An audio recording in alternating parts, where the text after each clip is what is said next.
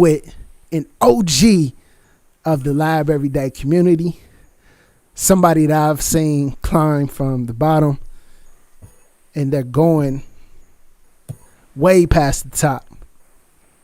You all know him as CLI Soldier on Twitter. If you've been following my YouTube channel for a few years, he's been on here before. I've seen him on his CCNA journey.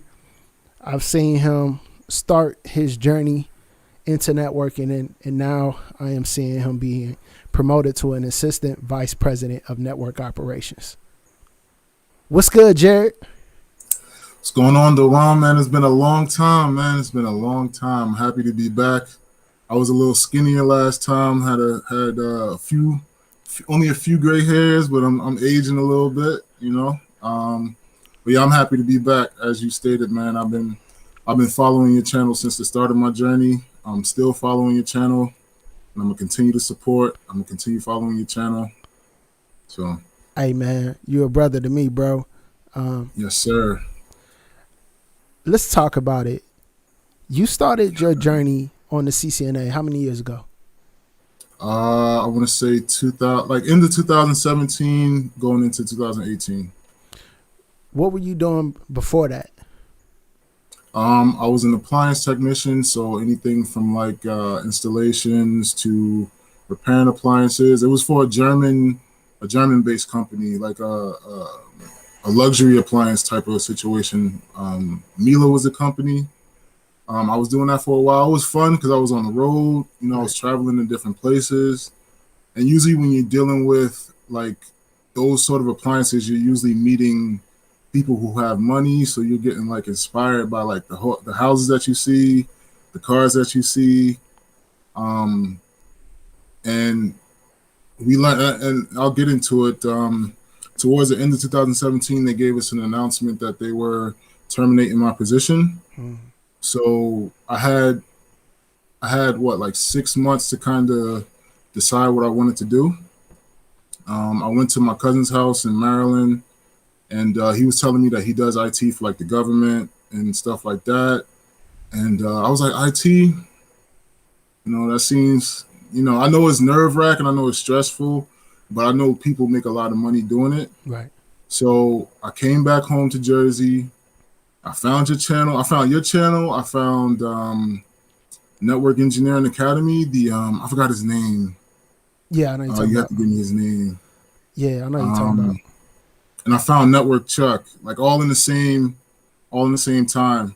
And so for like 6 months, I just kind of locked in, just following you guys' advice. And, you know, I was able to get my, I did it. It was different back then when I did it. So they had the two tests that you can do. You had the CCENT and you had the CCNA. I got my CCENT first. And I remember you told me as soon as I get my CCENT, start looking for a job. So I got my CCENT. And then the extra 3 months, I was studying for the actual CCNA portion, and got my CCNA. I got my CCNA 2 days before I actually started the job that I'm at now. So, nice. Yeah. I got a question in the chat from Graham Aker, and the question is, they want to know, why did you leave appliance repair?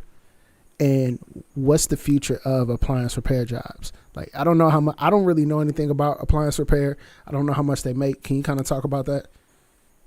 Appliance repair is really good, but I had to grind long hours to make like $60,000 a year, and I'm talking like some days I would work from like 6 a.m. to 6 p.m., 6 a.m. to 8 p.m., and like it was just long hours. As far as like the state of appliance repair, I don't really know. I know if you guys are into like economics, if you look at the what do they call it, the PMI, you see that the appliances are up like for like 2 months in a row. So if you're interested in that, you can check that out. But yeah, it was just long work, and it took a physical toll on my body. And I just decided to make the switch to the corporate world, to the office chair. And I kind of wish I was moving around more because I sit down a lot. But I hope that answered your question. Yeah, it did. For those of you that are tuning in, shout out to everybody in the chat. I see the moderators, my boy Amp, Antonio, Tanaya. Amp. Zach, glad to see you doing well, man. Yeah, shout out to Antonio, man. You know, he's was going through a lot. I'm glad he's doing a lot better. So, my cousin Dale, I see you, and everybody that's tuning in. If you all could share this out on your social medias, hit this with a like, I would really appreciate it. Now, you said that you were in appliance repair, and it was long hours. It took a toll on your body. Yep. You could have did anything in the world, and I believe at one point you were doing beats. Yep. Yeah, I could have did it. I like all my life. I want to say I worked like those type of like blue collar jobs while I was working on music in hopes that my music will kind of just like, blossom. But it didn't. It didn't. So I had to figure out a way to get money, and you know how that is. Like like I said, when I came back to Jersey, I kind of just looked up what IT positions make. That provided like some extra motivation for me, and I just got to it. Was there anybody in your life that inspired you to get in IT? Well, you. and while watching your channel, I found like I said, Network Engineering Academy. I found Network Chuck. I actually got introduced to, not in person, but through you guys' channel, I found CBT Nuggets. Yeah. And I would watch Jeremy's videos on YouTube. I would watch Keith Barker's videos on YouTube. So I was just immersing myself into like IT. I was like, if I'm gonna get this and I want to make this type of money, this is what I have to do. I have to put in those 6-hour days of like studying 5 days a week. And what's interesting, what really helped was they got rid of my position in 2018. And I was out of work. I got a severance check, but I was out of work for like 3-4 months. Right. So that gave me ample time. Like I had no excuse at that point. No excuse. And all that time just, paid off. Nice. Yo, you made a post on your Twitter about my best investment was a Cisco certification. The ROI on that thing, woo! Yeah. Man, I paid $300 for that test, and it made me thousands as far as like salary. But that was definitely my best investment. Like, and I would recommend it to anybody. Like, there's a couple of the young guys at my job now that's going after their CCNAs, and they're trying to come out of the service desk level. And I was like, yo, just get your CCNA, bro. You're gonna see your pay increase. You're gonna see those bonuses increase. So that was definitely my biggest return on investment. True story. My biggest. Yes, sir. True story. We're gonna talk more about that here in a minute. Antonio wants to know, when you did beats, did you do hardware or software? What did you use to make your beats? I can show y'all right now. Hold on, cause I still do it. So I'm gonna just lift my laptop a little bit. Okay. And give y'all like a little tour. Hold on. So, let's see. I don't know if you guys can see it. Is that the cord? So I got a Moog Sub 37 right there. Yeah. I got a Virus right there, and in the front of me, I have a OB6. They call it an OB6. It's like a little synthesizer joint. So I still make music here and there. Nice. And it's like my hobby to get away from like the networking stuff. Man, so I still do it. And I got an MPC in the corner over there. Nice. That's what's up. That's what's up. We're gonna have to talk more about that offline. Yes, sir. Here's a question from CA Gorham 2010. When you're working on your CCNA, how much self-studying and training prepared you for your current job? Well, I'm gonna let y'all know this. Like, there's a book called Network Warrior, and I know you preach about it all the time. Yep. The CCNA wasn't enough, pretty much. The CCNA gave me like the base level for the job, but it wasn't enough. Like, when I got to the job, I remember I was like, I don't know what's going on right now. I was given access to a couple of devices, and I was like, whoa, like what am I looking at? Like, you know how you get that little moment when you first start a job, you play around and see what it's like, see how the infrastructure is built. Right. I was just all the way confused. So I had to actually I would go home, like I would take like mental snapshots and I would write things down, and I would go home and like try to bring it up in like GNS3 because I wasn't using even G at the time. So I would pretty much try to recreate what I saw as soon as I got the job. So I guess if you say self-training, yeah, it was like I would work my 9 to 5 and I would come home and like try to lab what I seen from like 5 to 9. So that's pretty much that story. But yeah, the CCNA wasn't enough, and I learned that the hard way. I learned that the hard way. I learned that the hard way too when it came to getting certification. I was been in IT for a long time, but at the time, you know, I was doing network technician work, and I never really had a network engineering role. And actually, I didn't get my become a network engineer until after I got my CCNP. And I remember walking into that role like overwhelmed. You know, when they talk about imposter syndrome, it really felt like, what did I get myself into? Can you talk about? I still have a bit of an imposter syndrome. Yeah, can you talk about that?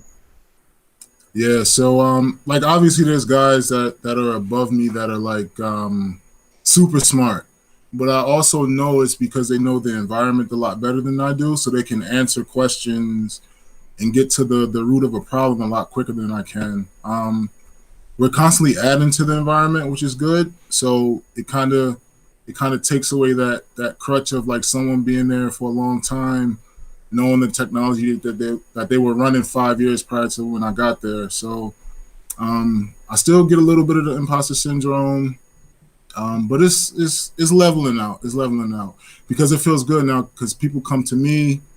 Like there's a couple new hires that come to me sometimes for questions, and I'm able to answer it, and I'm able to answer it in a way that they can understand it. So that's important. So that kind of, like I said, it kind of levels itself out. Yeah, you said something else that I thought is a key point that I want people to take away.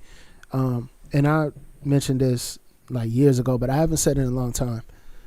When I got into my network engineering role, even when I was a network technician, I would lab up the environments and the problems that I would run into. You said you did the same thing? Yes, sir. So we do have a OneNote. They gave us OneNote. At the time I was using OneNote crazy. Right. So we have the OneNote account, and every troubleshoot that I was a part of, that especially in the beginning, especially the troubleshoots that I couldn't solve, I would literally just like make a Visio diagram real quick. I would take a snapshot of it. I would put it in OneNote, explain the problem, write out the steps that the senior guys took to solve it, and I would go home. Pretty much, I would review it like on my way home, and then I would like just rebuild it in GNS3. Now I couldn't really mimic it 100%, but Right. I've gotten close sometimes. But yeah, that definitely helped me get used to the environment. That definitely helped. So I recommend that to anyone. You also mentioned that you have senior level engineers in your organization. When you run into an issue and let's say you don't know how to resolve it, or it's something that you've never seen before, or it's something that you've been working on and you are just kind of need some help, how do you approach them, and are they helpful? They're extremely helpful. And I'm going to give them a shout out.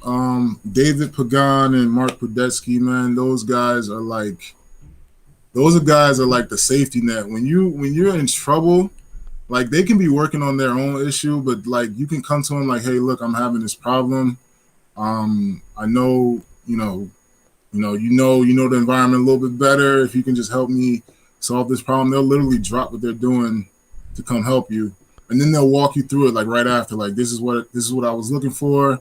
This is how I found it. So it's always helpful. It was a lot easier when we were in the office, but now that we're at home, it's kind of hard for them to kind of, stop really quick to share a screen and, demonstrate what they were doing during the troubleshoot. Right. But definitely when we were in the office, they would we had like the little WebEx board where you can draw. I forgot what you call it, Cisco Teams board, or maybe yeah. AMP can answer that. But Teams.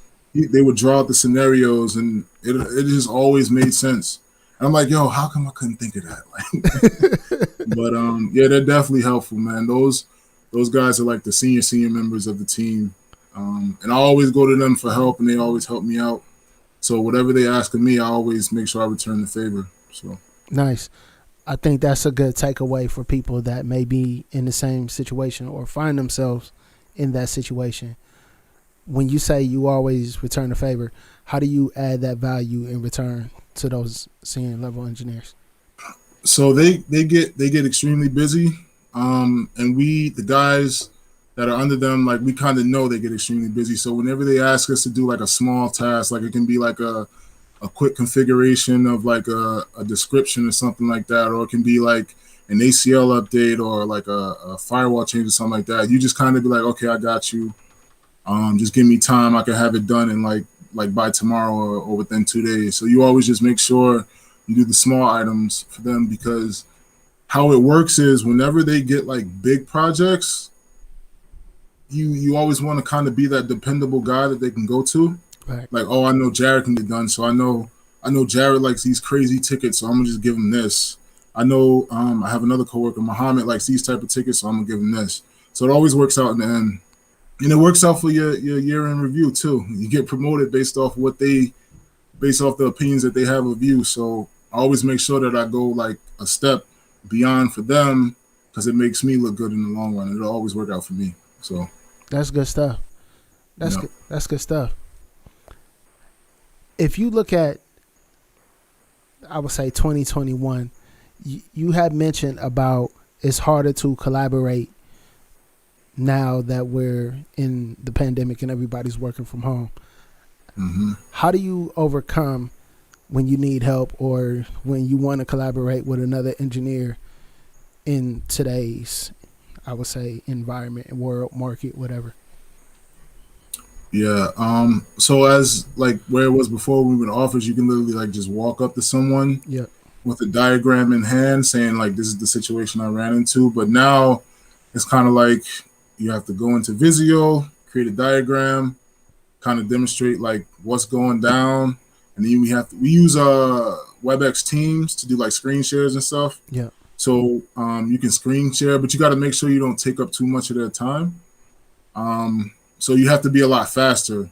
Like you have to be a lot faster describing the situation, because it'll help you a lot faster as well. So everyone's busy. It seems like we've gotten busier working from home than we used to be in the office. Yep. That's what it seems like to me. And I think, and shout out to my team, like we definitely displayed that, you know, we don't always have to be in the office to be an effective team. Like everyone just working together. Whenever there's like a P1 issue, everyone just kind of drops what they're doing. Everyone's on the same call, same WebEx team call, and we get it going. Yeah. You miss going into the office? I don't miss paying $500 a month to commute, bro. Oh, that's a good point. Yeah, that's a great point. I remember when you took this job, you had a couple of different offers, and you were talking about how much it costs. I'll let you tell the story. You want to talk about that? Yeah, so I live pretty far. I work in New York. Always wanted to work in New York. I was completely naive to the commuting price. When I found out the price from where I have to take the train to get to New York and then the subway to get to my job, I was like, what am I doing? Luckily, they have a tax benefit thing where they take out the commuter benefits pre-tax. So it kind of saves me like $1,000, maybe $1,200 a year tax-wise. Okay. But I was commuting like almost 2 hours daily. This is when I was working a 5x8, like the regular 5x8 schedule, and then they moved me to the 4x10s. But that commute was brutal, and knowing what I was paying just to get to work was like, do I even want to do this anymore? It's like I'm paying $500 just to get to work. Like that's not, in most people's mind, that doesn't seem like a feasible thing, you know. So, but I knew, like at the end of it all, like I know I'm going to learn here. It's fast paced. The projects are always coming in, so I had to make that sacrifice, and it wound up paying off. Yeah, yeah, 500 a month. I remember I worked for this government organization downtown in KC, and I think I was paying $80 a month for parking, and I was mad that I had to pay for parking. 500 a month. Yeah, man. And then it actually took when I told my coworker what I was paying, he was like, "Yo, are you crazy?" So there's an alternative way that I can get into the city that's a lot cheaper. So that's what I'm gonna do whenever we do go back to the office. So it's about $150 less.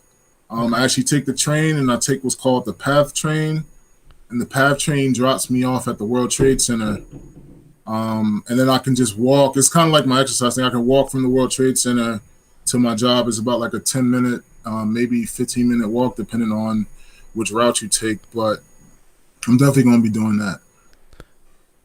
I couldn't imagine. Yeah, that I would do that for sure. A 10-minute walk isn't bad. Mm-hmm. But I want to ask you, what is it like working in New York? So I work in the fintech space, man, and it's pressure on pressure on pressure. Mm. You're dealing with client. We're managing like hedge funds and like all of the major banks' connections to the market. So whenever there's a mistake or whenever there's like even like the slightest bit of latency, like they're calling in quick because they can be losing millions and millions of dollars, you know, per second. But it's very fast paced. It's very high pressured. You'll get a project in. Like, it's crazy how sometimes you'll get a project assigned to you and it's like, it's due in like 2 days. Or you'll get like these things. We do these things called PTOs where we have to make sure that all of the new clients, like whatever new clients that we bring into the environment, we have to make sure that their servers and their network connections are all in our monitoring software. So we'll get those sometimes, and it'll be due like the day of, and it's very high paced, very high paced. It's like what New York is, how you guys see it in the movies. Everyone's walking fast to get where they need to get to. The commuting is very fast paced, but it's fun. You gotta be able to handle that pressure. And to me, that's not pressure. Like, you know, we've been through other things. That's, you know. Yeah. So. Yeah. The speeds that I can imagine that they're trying to get like sub-millisecond speeds. Oh, yeah. Yeah, I watched the movie, and I can't even remember the movie. Actually, the guy that had a fintech firm was in Kansas City, and they were trying to build a pipe from Kansas City to New York. And it was like this big deal because they wanted to be right there at the market. So when they do those transactions, they can get the same time as New York. It's crazy. Very BGP and multicast heavy. That's kind of what I deal with every day. So the market, like they call it like groups. Like we get, like there's a certain, like, you know how like the IP address ranges are for like class D. All of those IPs, like the 233 dot blah blah blahs, those are all what I see every day. So I don't even really see like the normal IPs that everyone sees, like the 192s and the, you know, I'm writing class D every day. As a multicast addresses. Yep. That's good stuff right there. Mm-hmm. And that knowledge isn't in the CCNA level. When you got hired, how hard was it for you to gain that knowledge? I'm gonna tell a story. So my first day, I walk into the office. I had a tie on, I had a suit on, and it was like, yeah, you're gonna learn quick. You're gonna take that tie off. So that was one thing I learned day one, right? Right. And then a couple of hours later, I was put onto a call with like a major bank, and he was like, "Yo, I just want to see how you do." This was David at the time. He's like, I just want to see how you do. And they were talking all type of multicast jargon, and I was like, I don't remember. Like the only multicast I knew were like the EIGRP, Right. The OSPF, the RIP multicast addresses. I had no clue what they were talking about. Yeah. And the lingo, I had no clue what they were talking about. So I had to get up to speed quick. But that call, I was so quiet. Like first of all, they had me announce myself like I was gonna contribute to something. They had me announce myself, and I was just like, yeah, this is Jarrett from Pico. I work in network operations, blah blah blah. And they like, hey Jarrett, and then they just went right into their jargon. I was like, wow, I have to get used to this lingo, because if I'm going to understand what they're saying, you know, these are phrases that I have to learn. So I remember I talked to David. I was like, what's the lingo like? And I think I talked about this in the last interview that I did with you. It's very important to, when you step into a new role, you kind of want to get the lingo that goes on in that workplace, because without that, you'll just be like lost. You can't go in there, you know, speaking your own language. Pretty much, you have to speak their language. Right. And that was very, very important. But multicast, I had to get right away, because I knew after that call exactly what I was dealing with. And this was a major, major bank, and I didn't want to feel like I was not contributing to the call by not saying anything. So I got the book. What was it? Developing IP Multicast Networks. I ran through that, and I found a couple IP multicast videos on YouTube at the time. I couldn't really afford INE, right? So I was using YouTube and whatever books that I found, or whatever blogs that I found on multicast. So I had to come up to speed quick. I'm glad you mentioned that. When you can't afford a training, or when you are unable to get a resource, YouTube is a good place to work around that. Did you do any white papers or anything like that around? Yeah, so when it came to the configuration portion, I definitely had to use the white papers. But it was weird because not a lot of people talk about multicast. It's not a popular subject within networking, unless you're dealing with, places that do, like, I want to say like YouTube, maybe Facebook, when they're doing like video streams and stuff like that. Right. Not a lot of people talk about multicast. So, it's very, very important in the financial space. But I found a couple videos. They're actually on my other YouTube account. I have to sign into it to see which videos that I watched. But it was definitely a Keith Barker one in there, I believe. And I think Brian, I forgot how you pronounce his last name, McGahan from INE. Yep. He had a multicast video up at the time. And it was like multicast basics.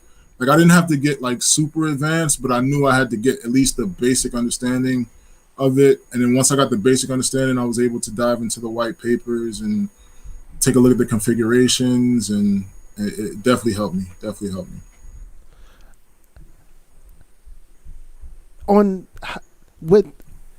I want to go back to something that you mentioned about the 2-day delivery for projects, right? And how they come to sometimes just drop them on your plate. With the way networking, cloud space, and all these other industries are going, you hear the term DevOps a lot. Yes, sir. Do you have a DevOps, I would say, model or whatever in your environment? Yeah, so we our teams are split. So we do have an automation team. Okay. And we pretty much go to them, like, we go to them whenever we have ideas of like trying to, like, we do this thing called start of day checkouts for clients. Like, you send them a report basically of how the markets are looking, like all the BGP connections that need to be up, are they up? All the server connections that need to be up, are they up? So things like that. Instead of doing it manually, we went to the automation team like, hey, we need this. They built the YAML file for us, and we're able to get, those checkouts out to the clients before the market opens. Nice. Now, we do have an Ansible server. I haven't really dived into it too much yet. I'm actually trying to work on my DevOps cert now. So I I would love to be able to create scripts and stuff for my team. Right. Instead of having to go to someone else to do it. But yeah, we those type of things when we have to send reports out to clients, definitely automation heavy. But we're not doing it ourselves. We're just presenting the idea to the automation team, and they just kind of lock in and do what they need to do, and they develop the script for us, and then boom, we get it out into production, and it's that's what it is. For someone that's looking to get into network engineering, they want to be a network engineer. Mm-hmm. What advice do you have for them in 2021? 2021. Well, I'm glad you don't have to take steps to get your CCNP. Like you don't have to do that break, right? Like the CCNP, then CCNA, then the CCNP. So if you want a job quick, like the way it's looking now, a lot of jobs they put CCNP on the job description. Right. So I would definitely just try to because you're gonna do it anyway. Just go directly for the CCNP. That's me though. And if I can do it all over again, I would have did directly for the CCNP, but there were rules to it at the time. Right. If you wanna get paid, go directly for the CCNP. And it's a funny story because it's not that you can't find a job with like a CCNA, but if you really want to get that money, you just get the CCNP.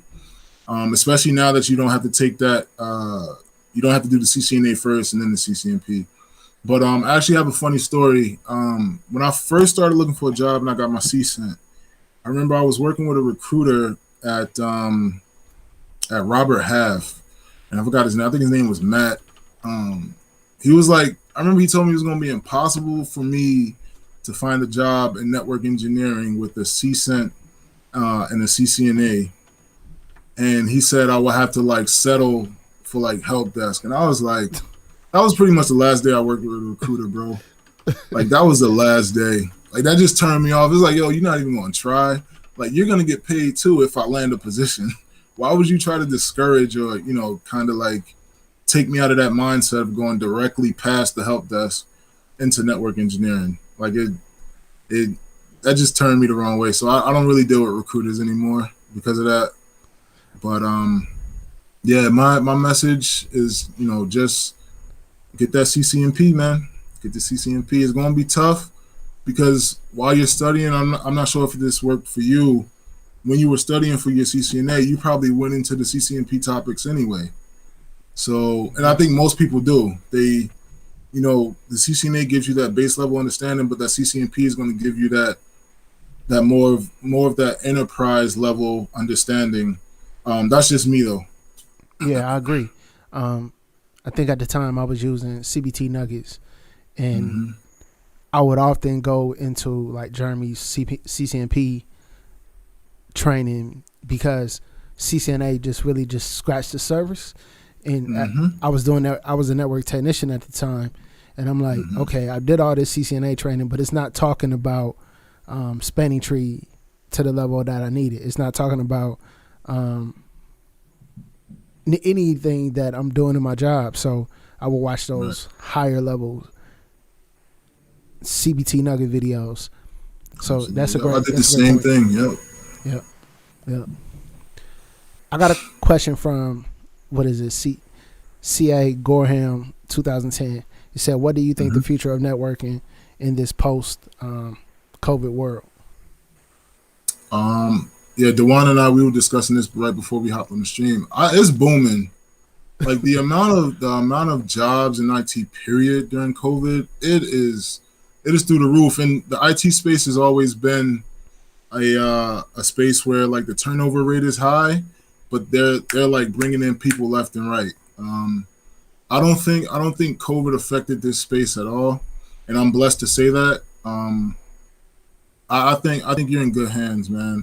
As long as you learn, especially cloud and automation, and Dewan preaches about the DevOps. You definitely got to do the DevOps. I think we're gonna be good. We're gonna be good for a long time, actually. A long time. Yeah, I think when it comes to IT, I'm gonna just be honest. Getting entry level skills is gonna keep you entry level. Yes, sir. When you mentioned going straight for the CCNP, he's talking that higher level knowledge. I think people really need to take that away. What's your thoughts on that, man? Yeah, I agree, man. Always go for that higher level knowledge. You almost want to, when you walk into an interview, you almost want to surprise the interviewer. Like, you're gonna come in, they're gonna know, okay, he got a CCNP, never had IT experience before, but you have that higher level knowledge, and they ask you a question. Like, if you're banging out the easy questions like that, and they ask you a more advanced question, and you're able to answer it and articulate yourself in a way that they're convinced that you believe that you believe that you know the material, and they can hear that you know the material. That's always going to win. That's always going to win. You always want to surprise people. Yeah, It's the element of surprise. It works every time. true story. True story. True story. Mm-hmm. Thank you for that question, family. I got another question. Well, I believe it's a comment from Trotsky Jefferson. It says, got my NA right before the change. I need to go back and complete the MP. Well, congratulations on getting your NA. And if you're doing network engineer, yes, get that CCNP. Yes, sir. I've been procrastinating a little bit on my CCNP only because the environment I work in, we're expanding, right? So we got Fortinet now, we have Juniper now, and it's heavy Juniper now. Right. Heavy Juniper, we have Fortinets coming in left and right. So me focusing primarily on Cisco Right. Was kind of taken away from the development in Juniper and Fortinet. So I kind of been procrastinating on the CCNP, but I'm definitely looking to get my CCNP. My CCNA expires this year. It's hard to believe. I was like, wow, like I feel like I just got it yesterday. Right. But yeah, it expires this year, so I definitely have to jump up on it. Man, it comes fast. It comes super fast. I think the fact that you're in an environment where you have to touch so many different technologies, it's hard to stick with one vendor. And I think a lot of network engineers face that. You know, Yes, Cisco's the best. I work for Cisco, so, you know, I'm always going to say that. But I think when you're a network engineer, you really have to be cognizant of all technologies and how they apply to where you are and what's going on in the industry around you. So if Cisco is in any environment and it's not in your area, you know, you would kind of pigeonhole yourself if you just focused on one vendor. So I really do recommend what you're saying. You know, you got to focus on you. But I do want to say this. Do not let your CCNA expire, bro. Oh, no, I'm not. It's funny though. A lot of guys in this space, they just let the certs expire. I don't know. I guess the experience always counts, right? The experience always counts. You think of the CCNA as a step in, or you think of a certification period as just like a step in the door, or a step in the direction of where you're trying to get to. Yeah. But I noticed a lot of the guys that I talk to, and I'm talking, these are like high level guys that be like, yeah, I let my CCNP expire 3 years ago. Yeah. I let it. I just never retested. I was like, what made you decide? He's like, it's time. They have kids. So all of that plays a role. So I don't have any kids, so I have no excuse, pretty much. But yeah, we have Cisco within the environment, but we primarily use Arista. They're kind of the same thing as far as like the configurations go. There's like a few nuances here and there that are different, but yeah, Arista is like the primary manufacturer that we use. Yeah, I mean, Cisco is the grandfather, so all of these is sons. Everybody else is sons. You know what I'm saying? So, but all right, let's talk about the senior network engineers and the architects and stuff that let their certs expire. Architects is a different realm, but like a senior network engineer that lets their certs expire, that's a dangerous place to be. And the reason why I say that, you know, your architects are probably 45, late 40s, and they're probably made a lot of money, and they probably got a lot of money saved up. But when you look at the senior network engineers that's 40, 45, if they're not leading projects, if they're not designing networks, and they let their CCNA expire, I've seen a lot of people do that, and then when it's time to change jobs, right, they don't really have anything to fall back on because they didn't stay up to speed with their learning. right. You know what I mean? So I think. Go ahead, bro. I don't know. I don't think that's the case. Well, okay. At least for the people that I know. Right. In the space that I'm in, you have no choice but to learn. Right. Designs change like almost all the time. And like I said, it's the time factor, the family factor. Right. Like a lot, the senior guys are. I'm 31, so a lot of them are like 37, 40, like you said. But they have tons of knowledge, and most of them got there because of the experience that they had. Right. Like they might have been in like the last year of their CCNP or their CCIE or whatever certification that they had. But yeah, I just think I don't know if they'll lose out on opportunities because they let their certifications expire. Well, here's my point. It's not about it's not about them. Like I'm not singling nobody out. What I'm saying is that I've seen people often let their certs expire, and with their certs expiring, they stop learning. Like you be in your environment. Oh, stop. Okay, yeah. You can be in your environment, and you can be on top of your environment. But if your environment isn't bringing in the latest technologies, sometimes you can be in this environment and be a dinosaur to what's going on in this industry around you. And so if this job goes away and you haven't continued staying up to date with the latest trainings and stuff like that, and now you have all this experience, but the PBXs aren't around anymore. Analog communications in and around no more, you know? Right. So. Right. Yeah, I mean, they pay for the INE subscriptions and the O'Reilly subscriptions. Nice. At my place, so they monitor your activity on those accounts. So, if they see you not using it, they're taking it away. Nice, so, nice. I'm definitely using it. You see those? I forgot the category that they show. It's like time spent, like a per day, like time spent, or I think they do it on a per week basis, I believe. But it's like time spent on such and such topic. Like they have it all tracked. So it's like, all right, salute, they're man. watching. So, yeah. Well, I know specifically for you, man, you are in a great situation. You know, you've done nothing but spoke highly of the way you are now, and I know they've done nothing but help you. So I'm really happy to see how far you've come, bro. Like, I'm super proud of you, man. Thank you. Yeah. Well, I know you got to get out of here. You got time for a few questions? Oh, yeah, absolutely, yep. All right. So if you all got questions, please drop them in the chat. I'm here with CLI Soldier, Jarrett Todd. He's been sharing a ton of knowledge on his experience from coming from an appliance repair tech to now a VP or assistant VP of network operations. No VP yet. Yes. Yet. No VP yet. Okay. Well, he's doing his thing.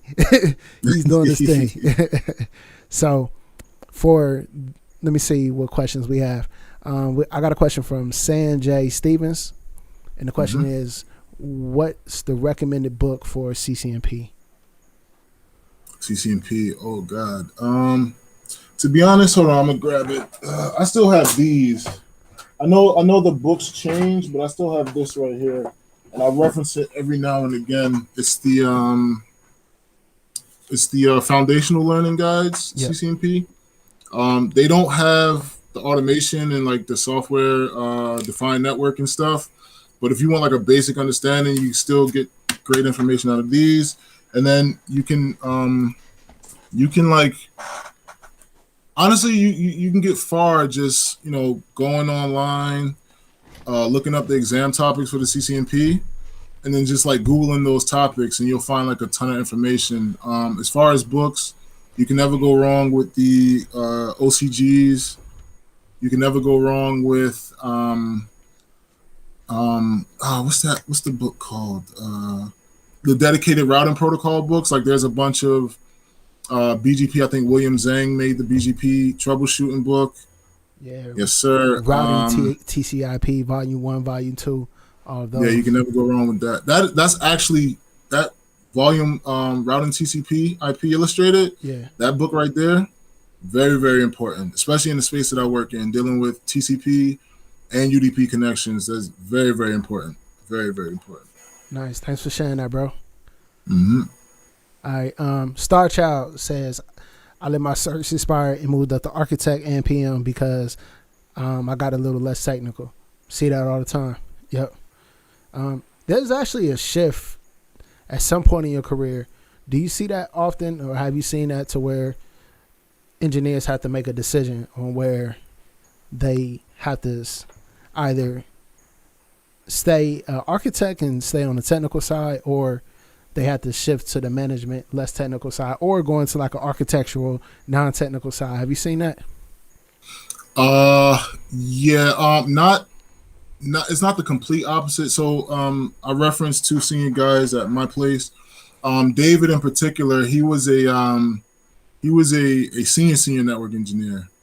And they decided to they assigned him to be like head of like the entire network operations pretty much. Nice. Before he became like director.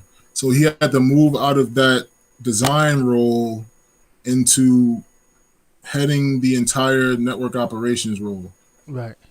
He was still able to get technical, but he wasn't able, like if you had issues and stuff like that, he wasn't able to help you like that back then, like he is now, right. Because they kind of did a reorg again. He's still at the top, but he's a lot more, he can get a lot more technical. And he looks a lot more happy doing it. I'm not even gonna lie. He looks a lot more happy doing it. So yeah. A few years ago, my boy Jorgen was the same way. He was in a position where he was managing people, and he wasn't really happy about it because he couldn't do the technical side. And so he made his shift, got into technical design in data centers, fintech as well, and man, he's super happy now. So that's what's up. All right, I got another question from Tyler Rothman. It says, what's the worst outage that you've caused or witnessed? Oh man. All right, so the biggest outage that I've caused. I don't even know if I can talk about it. Because yeah, we can't talk about it. I remember they sent the note back saying that they suffered reputational and monetary damage, and I've never seen like a letter like that before. Oh man. But long story short, I forgot to enable a routing protocol on the link, and oh wow. Let's just end it at that, man. I actually had to have a talk with like the head of like the global operations team and my manager at the time. So yeah, they gave me a warning, but yeah, that was a day to remember. Yeah, that was a day to remember, man. Every network engineer's been there. Every network engineer, sir, in some facet. Yeah. I just remember it. Like I came in the next day. And it was like, such and such is not able to access this, blah, blah, blah. So I'm looking at the ticket. I was like, what did I forget to do? So I'm looking through, and I see, you know how OSPF has the passive interface default? Yeah. I forgot to add the notepad to that man. I was like, wow, how did I miss that? How long was it, bro? How long was it? So it was based in EMEA. So I had from nighttime Amherst time, whenever they wake up in the morning in Europe, till then until I signed on, which was like 6:30, 7:30 the next day. So it was a couple hours, and yeah, you feel that in your gut, like you feel that. Yeah, I felt that because I was. Like that's a fireable offense to a lot in most places. So yeah, I was lucky, but yeah, I was like I will never miss something that is. I don't want to say it's small because it is easy to miss, right? Because you know the passive interface default, you just kind of like but yeah, that'll definitely never be missed again. But yeah, that was the biggest outage that I've caused. Man. I've seen way worse outages caused by other people. So, but that one in my career, that was the biggest one that I've caused. So. Everybody needs one. One. Absolutely. Yo, it'll toughen you up, man. It'll toughen you up. It tighten you I up. remember I was like, yo, it's no going down from here. Like I can't get worse than what happened. Like I cannot get worse than what happened. So that's my last mistake. But yeah, I had to talk to management, and they kind of broke it down. What happened? I was like, yeah, I missed it. Yeah. That's what's up. Let me see what time it is. All right. Let's see. I got like 5 more minutes. We good. Okay, cool. Thanks for sharing that, bro. Mm-hmm. Star Child has a question. Can you talk about communication and politics that technical people have to learn? Ooh. I'm not a good politics person, but I guess it works like how it works in every other company. If you want to get ahead at a company, you got to find the people that are in charge.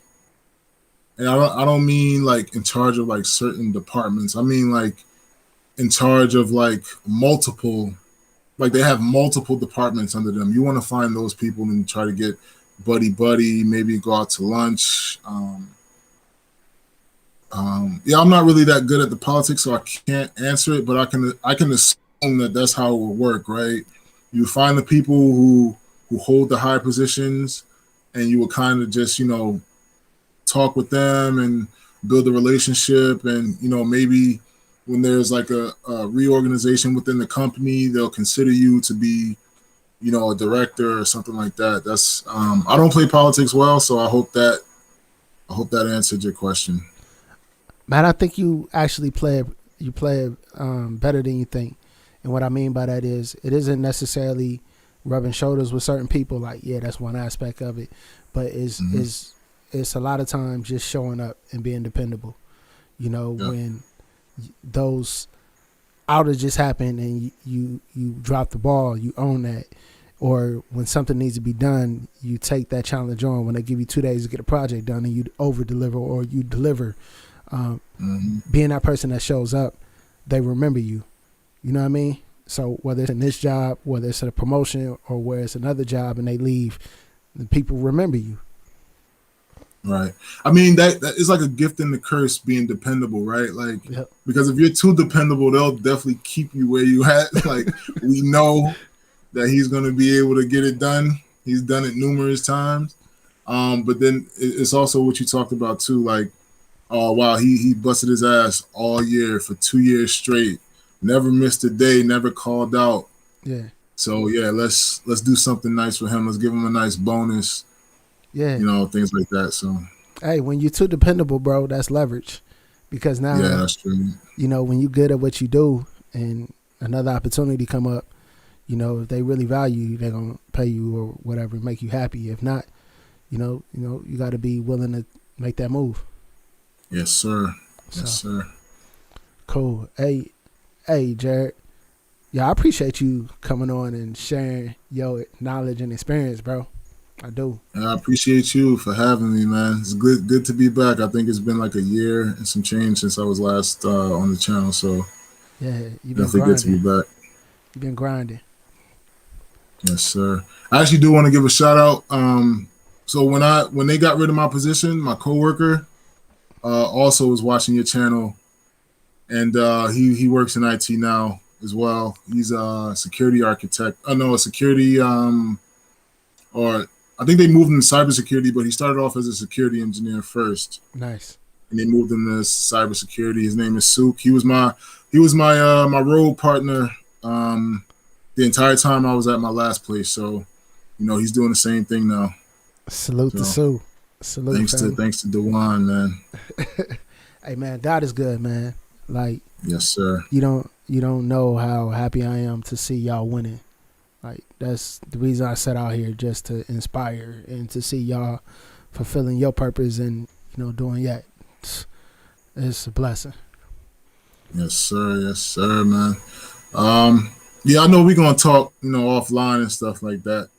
Talk about this, talk about these stocks and stuff. I don't wanna hold up anybody any further, but yeah, we definitely gonna talk about that offline. Yeah, man. We could talk about it online one day too.